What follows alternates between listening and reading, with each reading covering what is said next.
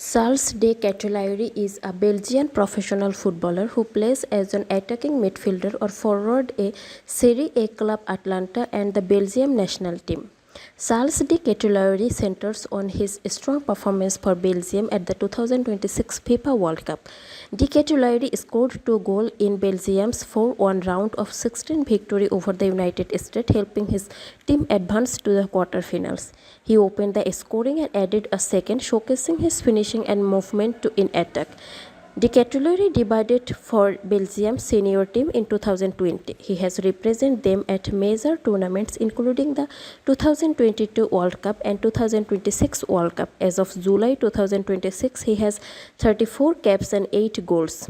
De Ketelaere joined Club Brugge's academy at the age 7 and worked as a ball boy at the Jan Bredel Stadium. He also played tennis in his youth but focused on football.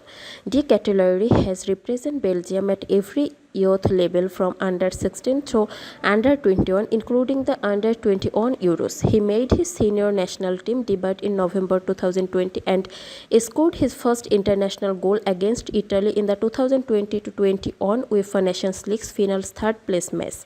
In summer 2022, he moved to AC Milan but struggled to make an impact. Over roughly a season and a half. He scored only in cup competition and failed to score in 32 Serie A appearances, often finding himself behind players like Rafael Leo and Brahim Diaz in Milan's pecking order.